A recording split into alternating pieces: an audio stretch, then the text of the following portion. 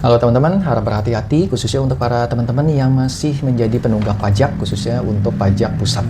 Nah, pemerintah Indonesia melalui DJP semakin serius nih menangani wajib pajak yang menunggak bayar pajak.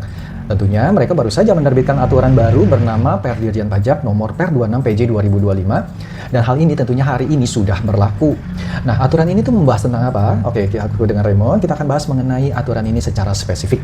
Aturan ini khusus mengatur bagaimana sebenarnya DJP bisa memblokir, menyita, dan menjual saham milik si penghutang pajak yang diperdagangkan di pasar modal, tentunya seperti di Bursa Efek Indonesia. Namun aturan terbaru ini lebih detail untuk memberikan kepastian hukum, manfaat praktis, dan keseragaman dalam pelaksanaannya agar aset saham tidak bisa dialihkan seenaknya selama proses penagihan.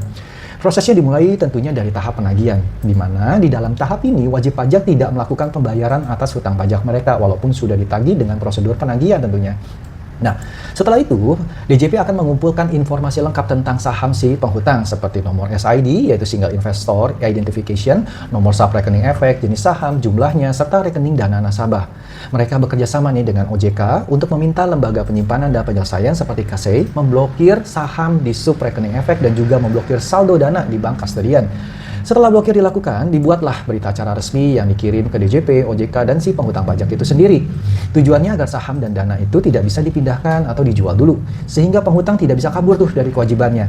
Jika setelah diblokir, hutang pajak beserta biaya penagihannya masih belum dilunasi, maka jurusita pajak akan langsung menyita saham di subrekening efek dan saldo dana nasabahnya.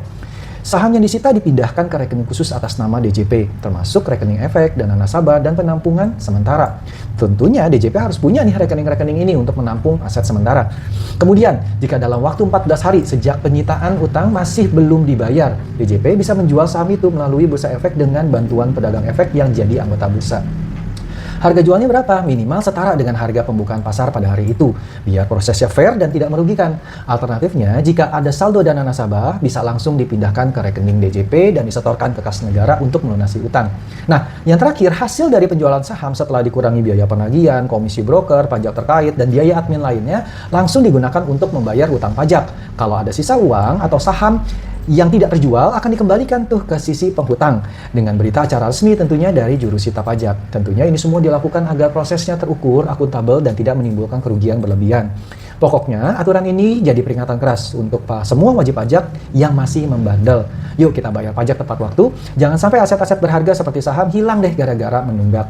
Oke teman-teman, itu aja videonya. Semoga video ini bisa berguna buat kita semua. See you, bye-bye.